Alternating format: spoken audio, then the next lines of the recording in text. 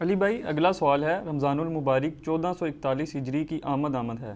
چنانچہ اسی حوالے سے ایک بھائی کا سوال ہے کہ آج کل حکومت پنجاب کی جانب سے ایک نوٹیفیکیشن کا امیج ہمارے سوشل میڈیا پر گردش کر رہا ہے، جس میں انتظامیہ کو اس بات کا آرڈر دیا گیا ہے کہ وہ اس بات کو یقینی بنائیں کہ اس مرتبہ لوگ اپنے گھروں ہی میں نماز تراویح کا اہتمام کریں تاکہ کرونا وائرس کی عالمی وبا سے بچنے میں مدد مل سکے۔ اس حوالے سے قرآن و سنت ہمیں کیا رہنمائی دیتے ہیں؟ وضاحت کر دیں۔ دیکھیں جی، جہاں تک گھر میں نماز پڑھنے کا تعلق ہے، فرض نماز کے حوالے سے بھی آلریڈی میرا یوٹیوب کے اوپر ایک کلپ اپلوڈڈ ہے، جو ہمارے پریزیڈنٹ جو تھے اس وقت موجودہ ڈاکٹر عارف علوی صاحب حافظہ اللہ تعالیٰ، جو ایک دیندار شخصیت ہے، انہوں نے الازہر یونیورسٹی والوں سے فتویٰ لیا تھا، تو اس کے اوپر میرا الگ سے ایک یوٹیوب پہ کلپ ہے، آپ جا کے لکھیں گھر میں نماز پڑھنا انجینئر محمد علی مرزا، تو وہ چیزیں کھل جائیں گی۔ وہ فرض نماز کے حوالے سے ڈسکشن تھی۔ یہ تو بہت ہلکا معاملہ ہے جو تراویح کا مسئلہ ہے، کیونکہ تراویح کی نماز نفلی نماز ہے، یہ فرض نماز نہیں ہے۔ تراویح کہہ لیں سے اپروپریٹ اس کے لیے ورڈ یوز ہوا ہے جو احادیث کی کتابوں میں، وہ ہے قیام اللیل، رات کا قیام کرنا، اور تہجد بھی اسی نماز کا نام ہے، وطر کی نماز بھی اسی نماز کو کہتے ہیں، اور تراویح کی نماز بھی اسی نماز کو کہتے ہیں۔ یہ الگ سے ایک بحث ہے، یوٹیوب پہ میرا ایک کلپ ہے تراویح 8 یا 20، وہ آپ دیکھ لیں، میں نے یہ ساری بحثیں اس میں الحمدللہ کی ہوئی ہیں۔ صحیح بخاری اور صحیح مسلم کی متفق علیہ حدیث ہے، آپ صلی اللہ علیہ وآلہ وسلم نے فرمایا کہ اپنے گھروں میں نماز پڑھا کرو، آدمی کا فرض کے نماز کے سوا سب سے افضل نماز پڑھنا وہ ہے جو وہ نفلی نماز اپنے گھر میں پڑھتا ہے۔ یعنی آپ نے کلیریفائی کر دیا کہ یہ میں فرض نماز کے بارے میں بات نہیں کر رہا، وہ بھی کیٹاسٹرافک کنڈیشن میں گھر میں پڑھی جا سکتی ہے۔ نفلی نماز، بخاری مسلم کے الفاظ ہیں، نماز مسجد میں پڑھنے سے افضل نفلی نماز گھر میں نماز پڑھنا ہے۔ پھر بخاری اور مسلم دونوں میں ایک اور حدیث ہے کہ نبی علیہ السلام نے فرمایا کہ اپنی فرض نماز کے بعد نفلی نماز کا کچھ نہ کچھ حصہ اپنے گھروں میں پڑھا کرو، اپنے گھروں کو قبرستان مت بناؤ۔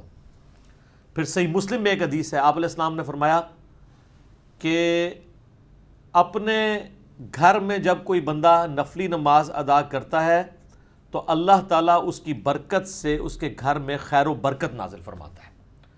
تو اپنے فرض کے سوا نفلی نمازوں کو گھروں میں ادا کرو۔ یعنی یہ مسلسل بخاری مسلم کی احادیث اس چیز کی ترغیب دلا رہے ہیں کہ نفلی نماز تو گھر میں ویسے ہی گھر میں پڑھنی چاہیے۔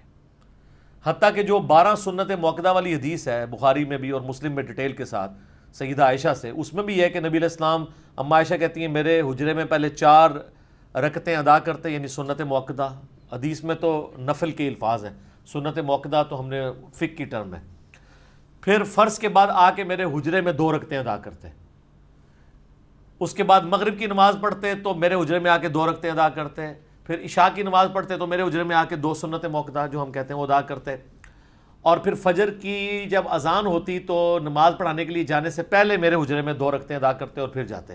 یعنی نبی علیہ السلام کی تو مبارک عادت تھی کہ آپ جو نفلی نماز ہے وہ گھر میں ہی پڑھا کرتے تھے، جسے آپ سنت موقدہ کہہ لیں، غیر موقدہ کہہ لیں، وطر کہہ لیں، یہ ساری کی ساری کیٹاگریز ہیں، مین 2 کیٹاگریز، فرض اور نفلی نماز، تو یہ ساری کی ساری چیزیں نفلی نماز کی کیٹاگری کے اندر فال کرتی ہیں۔ اب جہاں تک تراویح کا ایشو ہے، بخاری و مسلم دونوں میں حدیث ہے سیدنا زید بن ثابت رضی اللہ تعالیٰ عنہ سے، وہ کہتے ہیں نبی علیہ السلام کے لیے مسجد نبوی میں حجرہ لگایا گیا، آپ نے ہمیں قیام اللیل رمضان کا کروایا، 2 یا 3 راتوں تک کروایا، اور پھر آپ علیہ السلام اپنے حجرے سے باہر نہیں نکلے، لوگ باہر سے کھانستے رہے نبی علیہ السلام کو متوجہ کرنے کے لیے کہ ہم اتنے لوگ مسجد میں آئے ہوئے ہیں، اور وہ کہتے ہیں کہ صحابہ کا رش بڑھ گیا مسجد میں، ظاہر مزہ آ رہا تھا، اللہ کے نبی قرآن پڑھ رہے تھے، تو نبی علیہ السلام فجر کے وقت پھر باہر نکلے، اور آپ فرمایا کہ مجھے تمہارے موجودگی کا پتہ تھا لیکن میں جان بوجھ کے باہر نہیں نکلا، کیونکہ مجھے خدشہ ہوا کہ کہیں یہ اللہ تعالیٰ کو نماز اتنی پسند نہ آئے کہ وہ تم پہ فرض ہی کر دے اور تم پھر اس کا خیال ہی نہ رکھ سکو، تو امت پہ شفقت یہی ہے کہ یہ فرض نہ ہو۔ اور پھر ایک طریق کے اندر بخاری کے الفاظ ہیں، آپ علیہ السلام سخت ناراض ہوئے اسی حدیث میں، اور آپ نے فرمایا کہ جاؤ اپنے گھروں میں جا کے نماز پڑھو، اور وہ جو میں نے پہلی حدیث بیان کی تھی نا وہ اسی حدیث کا حصہ ہے، آپ علیہ السلام فرمایا کہ مرد کا فرض کے سوا باقی جو نفلی نمازیں سب سے افضل نماز وہ ہے جو اپنے گھر میں پڑھتا ہے، میری اس مسجد میں نماز پڑھنے سے بھی بہتر نماز ہے. یعنی اللہ کے نبی کے پیچھے کوئی فرض نماز کے سوا نفلی نماز پڑھے اور مسجد نبوی میں بھی پڑھ رہا ہو، تب بھی ان دونوں سے بہتر ہے گھر میں وہ نفلی نماز پڑھے. تو تراویح کی نماز نفلی نماز ہے، سنت موقدہ کہہ لیں یا جو بھی اس کو ساتھ کہنا ہے تو نفلی نماز ہے. تو باقی چیزیں تو پھر بالکل چھوٹی رہ جاتی ہیں. اگر اللہ کے نبی کے پیچھے پڑھنے سے، مسجد نبی میں پڑھنے سے بہتر ایک مرد کے لیے گھر میں نفلی نماز پڑھنا ہے، اور یہ قیام رمضان کی بات ہو رہی ہے تراویح کی، تو نبی علیہ السلام نے یہ ترغیب دلائی کہ قیام رمضان گھر میں کیا جائے. اس چیز کی آپ علیہ السلام نے ترغیب دلائی، اور یہی وجہ ہے کہ آپ کو پتہ ہے شیعہ کا اس میں پھر بڑا ایکسٹریم موقف ہے، وہ تو اسے بدعت سمجھتے ہیں. اور دوسری طرف سنیوں نے ایک ایکسٹریم رویہ اختیار کیا ہے کہ پبلک کو یہ کہانی کرا دی کہ جو تراویح نہیں پڑھتا اس کا روزہ ہی نہیں ہوتا. اب جب ہم کہتے ہیں کہ یہ کہاں لکھا ہوا ہے تو کہتے ہیں ہم نے تو کبھی کہا نہیں ہے، تو یہ کون کہانی کروا گیا؟ صدیوں سے کہہ رہے تھے کہ جی وہ بغلوں میں بت رکھ کے آتے تھے، ابھی بھی کروڑوں عوام ان کی یہی کہتی ہے، لاکھوں نہیں کروڑوں. تو رفع الیدین ہوتا تھا، ہم کہتے ہیں کہاں لکھا ہے، کہتے ہیں جی ہمیں پتہ ہی نہیں. یعنی وہ اسی طریقے سے جیسے وہ کہتے ہیں نا یہ ہمارا جوڈیشری کا بیان نہیں ہے، یہ ویسے ہم نے ایک بیان دیا ہے. مزہ بھی لوٹ رہے ہیں ان بیانات کا، پبلک کو کہانی کروائی ہوئی ہے. اور دوسری طرف جب ہم اس کو لے کے آتے ہیں علمی عدالت کے اندر تو مکر جاتے ہیں. یہاں پہ بھی انہوں نے یہی کیا ہوا. تو افضل یہ ہے کہ گھر میں پڑھیں. حتیٰ کہ صحیح مسلم میں حدیث ہے، حضرت ابو ہریرہ کیٹیگوریکلی کہتے ہیں کہ نبی علیہ السلام اپنی پوری زندگی قیام رمضان کی صرف ترغیب دلاتے رہے اور یہ کہتے رہے کہ جو شخص ایمان اور احتساب کے ساتھ، یعنی ثواب کی نیت کے ساتھ، اللہ کی خوشنودی کی خاطر قیام رمضان کرے گا، اللہ تعالیٰ اس کی پچھلے ساری خطائیں معاف کر دے گا. بس یہ ترغیب دلایا کرتے تھے. آپ علیہ السلام اس کی کوئی فرضیت نہیں بتایا کرتے تھے حتیٰ کہ آپ دنیا سے تشریف لے گئے. پھر سیدنا ابوبکر کا دور آیا اور یہ معاملہ اسی طریقے سے ان اٹینڈڈ چلتا رہا. پھر حضرت عمر کا دور آیا تو حضرت عمر کے بھی ابتدائی کچھ سال اسی طریقے سے گزرے. یہ مسلم شریف کی حدیث ہے. پھر صحیح بخاری میں آتا ہے، عبد الرحمن بن عبد القاری ایک تابعی ہیں، وہ کہتے ہیں ایک دفعہ میں حضرت عمر کے ساتھ رات کے وقت گشت پہ نکلا تو مسجد نبوی میں ہم آئے تو ہم نے دیکھا کہ صحابہ کرام ٹولیوں میں نا قیام اللیل کروا رہے ہیں. ایک حافظ آگے کھڑا کیے، 8-10 پیچھے کھڑے ہیں، تھوڑے فاصلے پہ دوسرے، اس طرح. جن لوگوں کو قرآن زبانی یاد نہیں تھا تو وہ سنیں. تو حضرت عمر نے کہا کہ کیا یہ اچھا ہو کہ اگر میں ان کے لیے ایک امام مقرر کر دوں بجائے یہ ٹولیوں میں پڑھنے کے ایک امام کے پیچھے پڑھ لیں. تو واپس آ کے انہوں نے پھر ایگزیکٹو آرڈر جاری کیا کہ ابی ابن کعب کو مقرر کیا جائے. وہ آیا نا 4 بندوں سے قرآن سیکھو، ان میں ایک ابی ابن کعب بھی ہیں جو بخاری مسلم میں آتا ہے. ان کو مقرر کیا کہ لوگوں کو قیام رمضان کروائیں.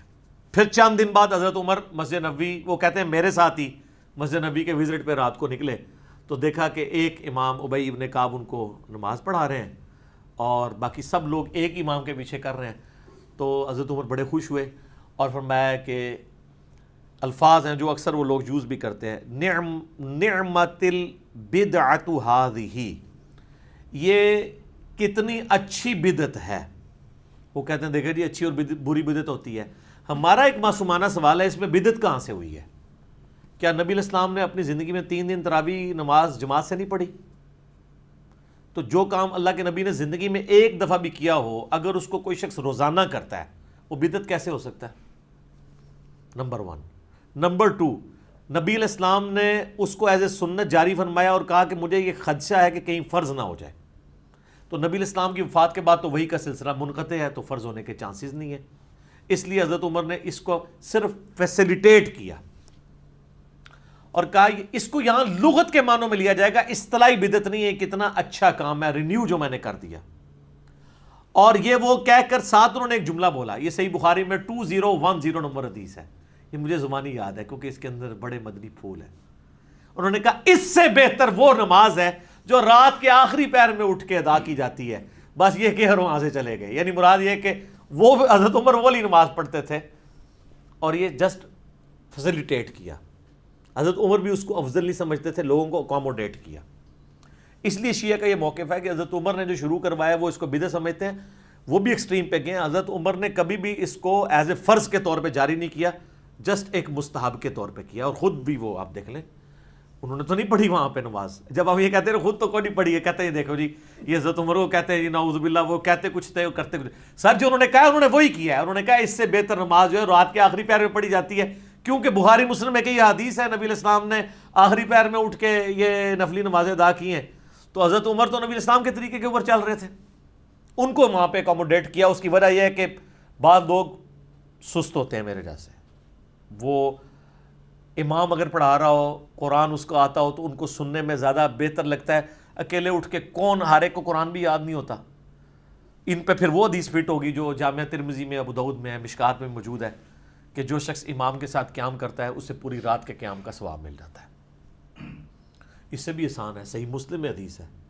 ایک تابعی کہتے ہیں میں مسجد نبی میں داخل ہوا تو حضرت عثمان غنی رضی اللہ تعالیٰ عنہ مغرب کی نماز کی تھوڑی دیر بعد مسجد میں ہی آ گئے اپنے دور خلافت کے اندر, حالانکہ شام میں بھی بڑا ٹائم پڑا تھا. تو مجھے انہوں نے دیکھا تو مجھے انہوں نے کہا بیٹا میں تمہیں ایک بات بتاتا ہوں, میں نے اللہ کے نبی سے یہ بات سنی تھی, جو شخص عشاء کی نماز جماعت سے پڑھے اسے آدھی رات کے قیام کا ثواب ملے گا. اوئے ہوئے, اور جو فجر بھی پڑھ لے اسے پوری رات کا قیام, آدھی کو عشاء کور کرے گی آدھی کو فجر.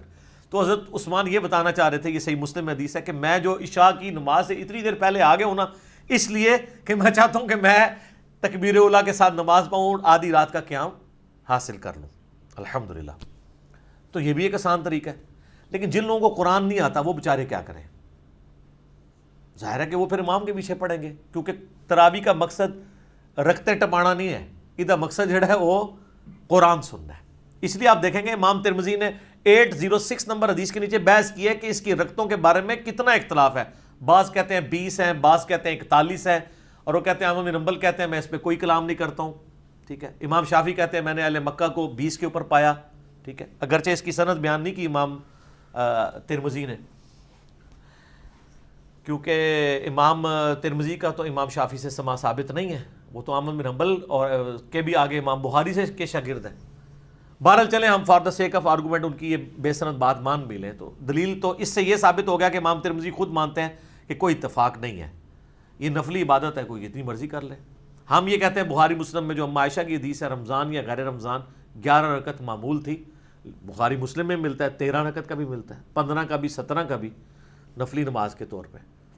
عطا ابن ابی رباح سے 20 رکعت بھی ثابت ہے. ہم نے کبھی اس پہ فتویٰ نہیں لگایا, بلکہ ہمارے بھائی جو 20 والی میں پڑھتے ہیں ہم کہتے ہیں 20 پوری کر کے آئیں تاکہ قرآن کا آپ وہ حصہ سن کے آئیں. اصل مقصد تو قرآن سننا ہے. اور اہل حدیثوں کو زیادہ تکلیف ہوتی ہے تو میں ان کو کہتا ہوں ابو داؤد میں حدیث سیدنا طلق بن علی والی اٹھاؤ, علی بن طلق والی, جنہوں نے پہلے قیام اللیل کروایا ایک جگہ, پھر گھر گئے, اپنے گاؤں میں واپس پہنچے تو وہاں لوگ مسجد میں انتظار کر رہے تھے, کہتے ہیں حضرت ہم تو آپ کے انتظار میں بیٹھے ہوئے ہیں تو آپ ہمیں قیام کرائیں. انہوں نے جا کے دوبارہ وہاں قیام کروایا, اور جب وطر کی باری آئی تو مصلی چھوڑ دیا اور کہا کہ میں نے نبی علیہ السلام سے سنا تھا کہ رات میں ایک دفعہ ہی وطر پڑھ سکتے ہیں, تو میں وطر پہلے پڑھے ہوں, تم اپنا امام مقرر کر لو, تو میں وطر نہیں پڑھاؤں گا. تو میں کہتا ہوں اگر انہوں نے 8 پڑھائے تھے ادھر 8 ادھر پڑھائی 16 نے پھر بھی پڑھی ہیں نا انہوں نے, تو وہ 11 والی مت تو ٹوٹ گئی نا. تو اس کو زیادہ جھگڑا نہ بنایا جائے. لیکن اصل بات یہ ہے کہ اس کا مقصد ہے قرآن سننا, اور صحیح مسلم میں حدیث ہے کہ سب سے افضل نماز وہ ہے جس کا قیام سب سے لمبا ہو. کتنی پوائنٹ کی بات ہے. اب جو 20 تراویح پڑھ رہا ہے اس کا رکعتیں پوری کرنے پر زیادہ زور ہوتا ہے, قیام مختصر ہوتا ہے. جو 8 پڑھ رہا ہوتا ہے اس کا قیام کے اوپر زور ہوتا ہے اور قرآن سننے کا مزہ آتا ہے. یہ نیچرل چیز ہے. اور صحیح مسلم کی حدیث سپورٹیو ہے کہ سب سے افضل نماز وہ ہے جس کا قیام لمبا ہو, تو قیام میں قرآن سننا ہوتا ہے.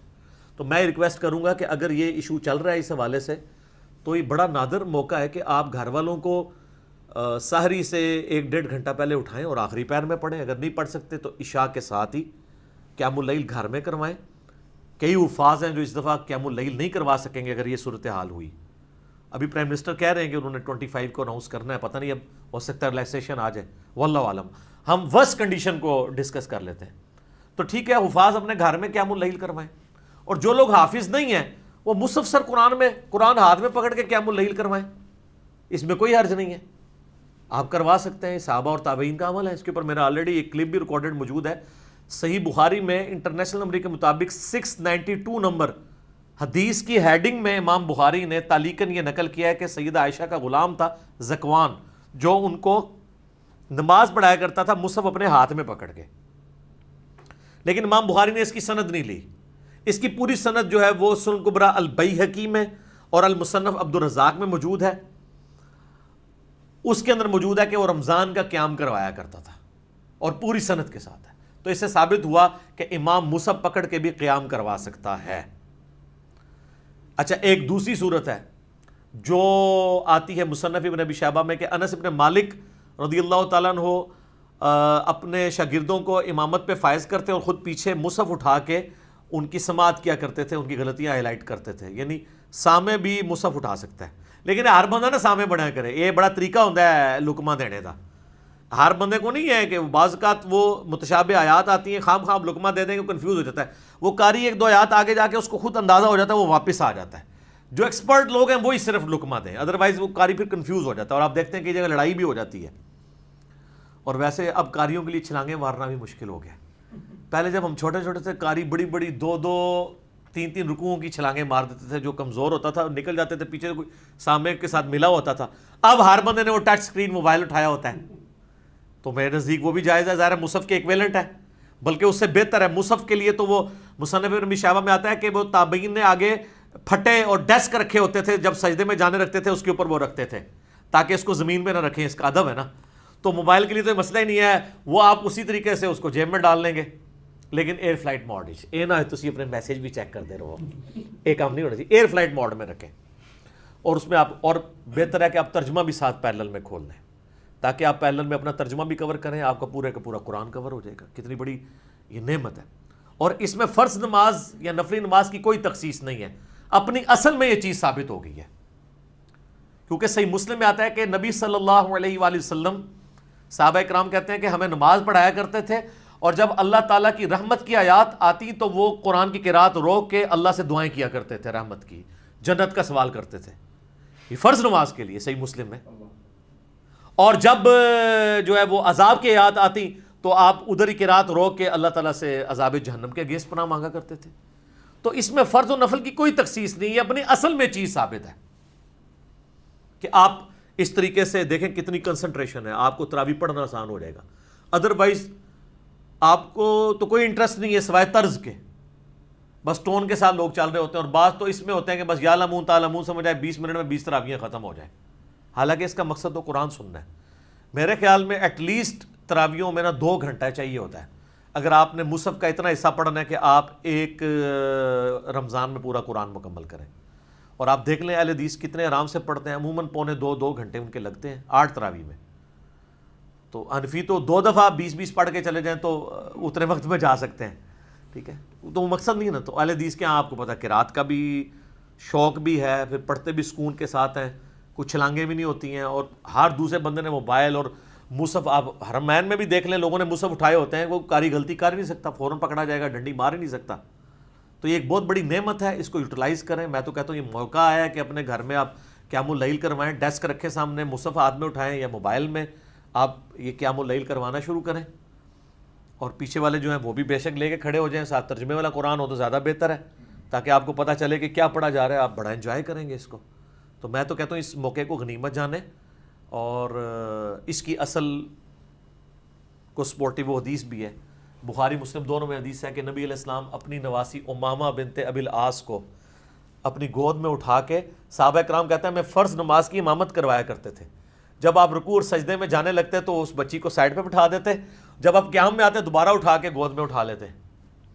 اور سنن نسائی میں اور مسند احمد میں تو سیدنا حسن حسین کے بارے میں کہ نبی علیہ السلام ان کو اٹھاتے تھے، کندھے پہ سوار ہوتے تھے، نماز پڑھ رہے ہوتے تھے، جب آپ رکوع میں جانے لگتے اٹھا کے سائڈ پہ رکھتے، جب سجدے میں جاتے وہ پھر چڑھ جاتے اوپر، پھر آپ علیہ السلام سجدہ لمبا کر دیتے، اور جب آپ 2 سجدوں کے درمیان بیٹھتے اٹھنے لگتے تو یوں پکڑ کے سائڈ پہ کرواتے. بعد میں صحابہ کرام نے کہا یا رسول اللہ گھر چھوڑ آتے ہیں، تو آپ کہتے نہیں ٹھیک ہے. تو یہ اصل موجود ہے کہ اگر بچوں کو، نواسوں کو اٹھا کے آپ فرض نماز پڑھا سکتے ہیں تو سر مصحف اٹھا کے کیوں نہیں؟ یہ اس کی اصل ہے. یہ اس لیے کہ یہ احادیث کے اندر ہے. تو انہوں نے فقہ حنفی میں در مختار میں لکھا ہے کہ آپ کتا اٹھا کے، اگر سر لکھا ہوا ہے برا نہ منائیو, کتا اٹھا کے وہ کہتے ہیں اگر آپ نماز پڑھیں تو آپ کی نماز درست ہے, لیکن اگر آپ بچے کو اٹھا کے نماز پڑھیں تو نماز درست نہیں ہے, کیونکہ وہ حدیث میں ہے اور ہم نے ہر کام حدیث کے الٹ کرنا ہے. لیکن انہوں نے لکھا ہے اس میں ایک وہ لکھا ہوتا ہے نا فائدہ فے ڈال کے, ٹھیک ہے, بعض لوگ وہ لکھتے ہیں نا ایک مدنی پھول بھی ساتھ انہوں نے لکھا ہے کہ بہتر یہ کہ جب آپ کتا اٹھا کے نماز پڑھنے لگے تو اس کا منہ باندھ دیں, کیونکہ کتے کی تھوک ناپاک ہوتی ہے, کہیں وہ زبان ہی نہ مار دے آپ کو. ایڈی کڑی ضرورت ہے کہ کتا چک کے نماز پڑھنی ہے, سائڈ دے مارو کتا بھائی, کتے کو باندھ دیں وہ ٹاؤں ٹاؤں بھی کرتا رہے, انہوں نے کڑی تکلیف ہے, مسئلہ ہوتا ہے بچے کا. اور جناب بخاری مسلم میں حدیث ہے, نبی علیہ السلام فرماتے ہیں کہ بعض اوقات میرا دل کر رہا ہوتا ہے میں لمبی قرات کروں, لیکن میں کسی بچے کے رونے کی آواز سنتا ہوں تو میں اپنی قرات مختصر کر دیتا ہوں کہ اس کی ماں کے دل پہ کیا گزر رہی ہوگی. یہ بخاری مسلم دونوں میں حدیث ہے. تو بچے کی تو پھر بھی امپورٹنس ہے, کتے کو اٹھا کے نماز, اور کہتے ہیں کتے کو اٹھا کے پڑھیں تو ہو جائے گی, بچے کو اٹھا کے پڑھیں گے تو نہیں ہوگی, اس لیے کہ بخاری مسلم میں لکھا ہے وہ بابوں نے بتایا. تو سر اس لیے تو ہم کہتے ہیں کہ مرنے سے پہلے اے مسلمان کر لے اس پہ غور, کتابوں کا خدا اور ہے, بابوں کا خدا اور, کتابوں کا جہاں اور ہے اور بابوں کا وکھرا جہاں اور. ٹھیک ہے, اس کا ایک اپنا وکھرا جہاں ہوتا ہے, اس کا اپنا ہی ایک جہاں ہوتا ہے, یہ وہ ہے جہاں جناب.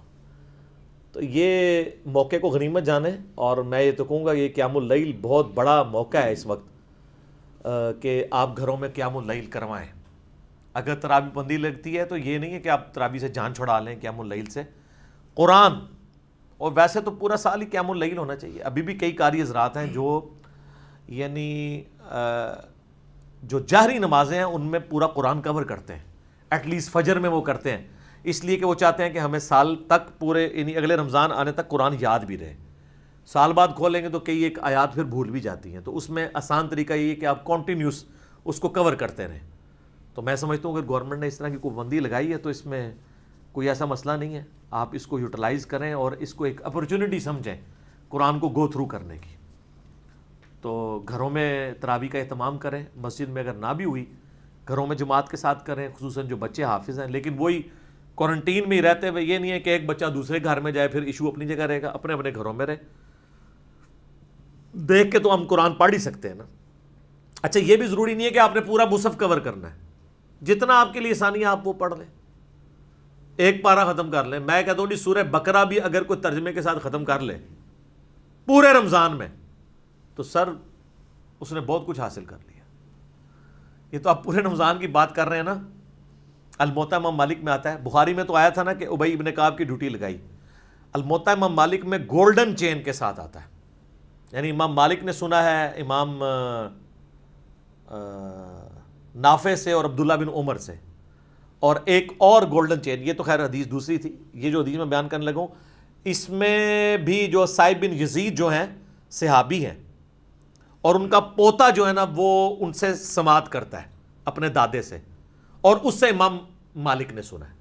بہترین گولڈن چین ہے کہ تمیم داری اور ابی ابن کعب کو حضرت عمر نے ڈیوٹی لگائی کہ 11 رکعتیں رمضان میں پڑھائیں, اور اتنی لمبی قرات ہوتی تھی کہ صحابہ کہتے ہیں ہم ختم سیری جب یعنی سیری کا جو ختم سیری کا وقت ہونے والا ہوتا تھا اس وقت کے قریب کہیں جا کے فارغ ہوتے تھے, اور بعض اوقات لوگ تھک جاتے ہیں تو لاٹھیوں کے سہارے قیام اللیل کرتے تھے, یعنی سیری کا بھی وقت بڑا تھوڑا ملتا تھا.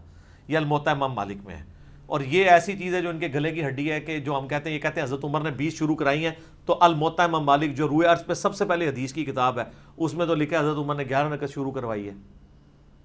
وہ کہتے ہیں جی 11 بھی تھی لیکن وہ 20 والی بھی آگے ایک روایت ہے, وہ روایتی منقطع ہے. یزید بن رمان نے تو حضرت عمر کا زمانہ ہی نہیں پایا.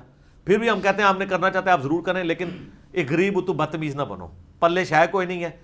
بخاری کہہ رہی ہے ابی ابن کعب کی ڈیوٹی ہے الموطا امام مالک میں. امام مالک نے ترتیب سے حدیث لی ہے, پہلے تو وہ بخاری والی حدیث ہی ہے لیکن امام بخاری سے پہلے لی انہوں نے حدیث, تو کتاب پہلے لکھی گئی کہ ابی ابن کعب کی ڈیوٹی لگی, وہی عبد الرحمن بن عبد القاری والی حدیث جو حضرت عمر ڈیوٹی لگا کے تو چلے گئے وہاں سے.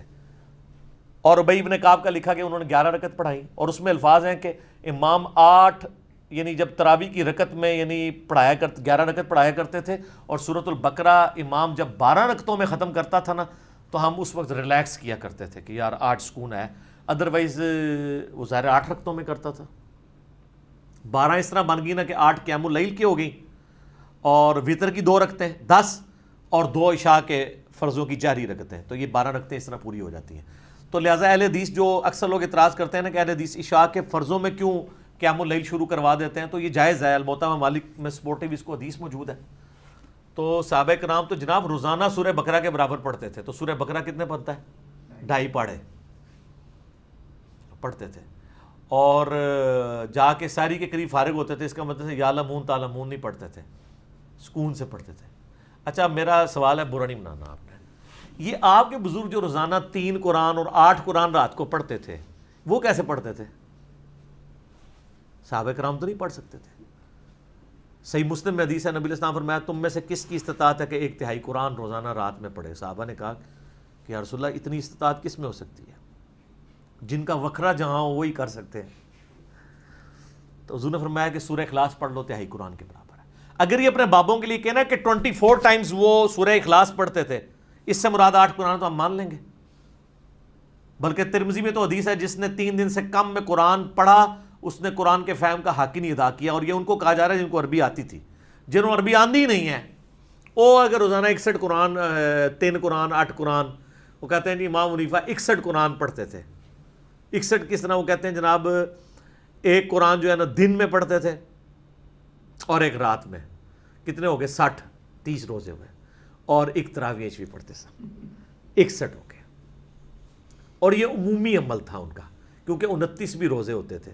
جب 29 ہوتے ہوں گے تو پھر 2 قرآن کام ہو جاتے ہوں گے نا، 59. مطلب کہانی ہے لیکن اس کو ڈسکس کرنے میں تو مسئلہ نہیں ہے. جو مرضی کہانی کراتے رہیں جی، آپ جو مرضی لوگوں کو بتائیں. بہرحال یہ تراویح قیام اللیل گھر میں کروا سکتے ہیں، اور بلکہ یہ افضل ہے کہ گھر میں کیا جائے. اب کچھ تلک باتیں سے ریلیٹڈ ہیں، میں وہ اشارتاً کر دیتا ہوں کہ یہ اگر یہ افضل تھی اور یہ کتابوں میں لکھی ہوئی تھی تو یہ آپ کو کیوں نہیں بتائی گئی؟ اس لیے کہ یہاں پر پوری اکانومی اس سسٹم کے اوپر چل رہی ہے. کیونکہ اگر مسجد میں قیام اللیل کروانا ہے تو اس کے لیے آپ کو حفاظ چاہیے. حفاظ پروڈیوس کرنے کے لیے آپ کو مدرسے چاہیے. اور ظاہر ہے جب مدرسے بنیں گے تو مدرسے جو وہ کسی انکم کے اوپر ہی چلیں گے نا، تو ایک چندہ بک بھی چاہیے. اور پھر حال یہ ہوگا الٹیمیٹلی کہ وہ چندوں کے نام پہ حافظ تو شاید 10 نکل رہے ہوں لیکن 10,000 حفاظ کے برابر چندہ. یہ پورے کا پورا روٹی روزی کا نظام جو ہے نا وہ اسی سسٹم سے تحت چل رہا ہے. اور اگر یہ سمجھتا ہے میں جھوٹ بول رہا ہوں تو ان کو کہیں کہ حافظ قرآن کی کوئی ایک فضیلت مجھے قرآن و حدیث سے بتائیں جو چھڑے حافظ کی فضیلت ہو، جس کو قرآن کا حلال اور حرام ہونا نہ پتہ ہو. جتنی حافظ قرآن کے فضائل ہیں وہ تو اس کے حلال کو حلال اور حرام کو حرام جاننے والی. ابو داؤد میں حدیث ہے، مسند احمد کے اندر حدیثیں ہیں، المستدرک الحاکم میں کئی حدیثیں موجود ہیں. تو آپ تو طوطے بنا کے نکال رہے ہیں، ان کو تو پتہ ہی نہیں قرآن میں لکھا کیا ہوا ہے. یہ تو وہ لوگ ہیں کہ یہ عذاب کی آیات پڑھیں تو عوام کہتی ہے سبحان اللہ، اور وہ خود بھی جب ادھر آ کے عوام میں بیٹھے ہوتے ہیں وہ بھی سبحان اللہ کہہ رہے ہوتے ہیں. وَلِعَوْذُ بِاللَّهِ تعالیٰ تو نہیں پڑھیں گے، اللہم اجرنا من النار تو نہیں پڑھیں گے، ان کو پتہ ہی نہیں ہے. بلکہ مجھے اگلے دن وہ جو زائد بھائی ہیں نا اسلام 360 والے، انہوں نے مجھے فون پہ کہا کہ اس طرح ہمارے ایک قریبی دوست ہیں، تو انہوں نے باقاعدہ علماء کرام سے میٹنگ کی. کہتے ہیں وہ آپ کے لیکچرز کی وجہ سے انورٹڈ قوما میں گمراہ ہوئے اور کراچی کے اندر. تو کافی علماء کے پاس وہ گئے، انہوں نے کہا کہ جی میری ریکویسٹ ہے، میں آپ کو فائنانس تو کرتا ہوں، وہ کئی مدرسوں کو سپورٹ کرتے ہیں فائنینشلی، تو مہربانی کریں آپ نا صرف یہ چیز ایڈ کر لیں کہ حافظ قرآن کو اس وقت تک حفظ کی ڈگری نہیں دی جائے گی جب تک کہ وہ ترجمہ نہ ایک دفعہ کور کر لے. ایڈی سادی گل ہے سرکار، کوئی بھی عالم تیار نہیں ہوا اس کے لیے. اچھا کرتے ہیں دیکھ لیتے ہیں. میں نے کہا یار میں مان نہیں سکتا وہ یہ بھی کہیں، وہ تو سیدھے ہو جائیں گے آپ کے ساتھ. کہتے نہیں کچھ سیدھے بھی ہوئے ہیں، انہوں نے کہا یہ کام نہیں کرنا، یہ غلط ہے. تو میں نے کہا وہ جو دوسرے بھی کہہ رہے تھے نا وہ شرم و شرمی کہہ رہے ہیں، اندر سے وہ بھی گالیاں نکال رہے تھے. وہ تو نہیں اس چیز کو حرام سمجھتے ہیں کیونکہ ان کو پتہ ہے کہ ترجمہ آ گیا تو پھر تو یہ ہمارے گاٹے فٹ ہو جائیں گے. تو ایسے حافظوں کے اوپر اگر امیدیں لگائیں گے نا ان کے ماں باپ نے کہ جی وہ ابو داؤد اور حاکم کی روایت ہے کہ ان کے ماں باپ کو ایک ایسا تاج بنایا جائے گا جو سورج کی روشنی بھی باندھ پڑ جائے گی. تو اس میں آگے الفاظ ہیں کہ جس نے قرآن کے حلال کو حلال اور حرام کو حرام جانا اور اس کے مطابق عمل کیا وہ صاحب قرآن بھی ہوا، اس کے لیے فضیلت ہے. وہ کہتا ہے جی لے جائے گا جی 7 بندیاں کتنے کتنے لے جائے گا؟ 7 سب تو پہلے تو اپنے استاد نو لے کے جائے گا نا، جنہیں بغیر ترجمے اور تفسیر دے انہوں قرآن پڑھایا سی، جتنے بھی لے کے جانا سی۔ تو انہوں پتہ ہے جو اس تو بغیر ہوئے گا تو کتنے جا رہا ہوئے گا۔ اس لیے آپ دیکھتے ہیں کہ حافظ جتنے بن کے نکلتے ہیں نا، یقین کریں ان کے جب آپ دنیا میں کرتوت دیکھتے ہیں تو شیطان بھی پناہ مانگتا ہے۔ عام بندہ اڈا بڑا شیطان نہیں بنتا جتنا حافظ بنتا ہے، یہ آپ نے اکثر سنا ہے۔ بلکہ کئی جو گنڈے ڈان ہوتے ہیں نا ان کے ساتھ باقاعدہ بولے جاتے ہیں یار وہ حافظ بھی ہے، اور تاکہ دوسرے ڈان چھوٹے موٹے ڈر جان کے اچھا یار حافظ بھی ہے۔ اس کی وجہ ایک نیچرل وجہ یہ ہے کہ شیطان ان پہ زیادہ اٹیک کرتا ہے نا، اس میں چانس ہوتے ہیں کہ وہ کبھی ترجمے سے کھول کے پڑھ ہی لے۔ بل میں نے اپنی زندگی میں یعنی اگر انسانوں میں شیاطین دیکھے ہیں نا، عام لوگ اور جو حافظ بگڑے ہوئے ہیں، سر توبہ توبہ توبہ کرو۔ آپ دیکھ لیں مولویوں کے بچے جب بگڑتے ہیں نا سر، بدماشوں کے بچے اس لیول پہ نہیں جاتے ہیں جس لیول پہ وہ جاتے ہیں، وہ جناب اگلی پچھلی ساری کسریں کٹ دینے۔ کیونکہ حافظوں کا تو کئی معاملات میں بڑی چھوٹی عمر میں مدرسوں میں ایکسپوئر ہو جاتا ہے، یعنی میں کوڈ ورڈ میں بات کر رہا ہوں، پھر یہ برا مانتے ہیں۔ تو اس لیے وہ تو بڑی ایک مشکل لائف سے گزرے ہوتے ہیں، پھر اللہ معافی دے جب باہر نکلتے ہیں تو وہ پھر سارے اگلے پچھلے بدلے نکالتے ہیں۔ تو جی مختصر یہ ہے کہ جناب اس موقع کو غنیمت جانیں، اس دفعہ تراویاں پڑھو، اور من امید ہے کہ اس دفعہ تم سمجھ کے پڑھو گے تو اہلیاں تراویاں تھوڑی قبول ہون گی انشاءاللہ تعالی، انشاءاللہ۔ ٹھیک ہو گیا جی؟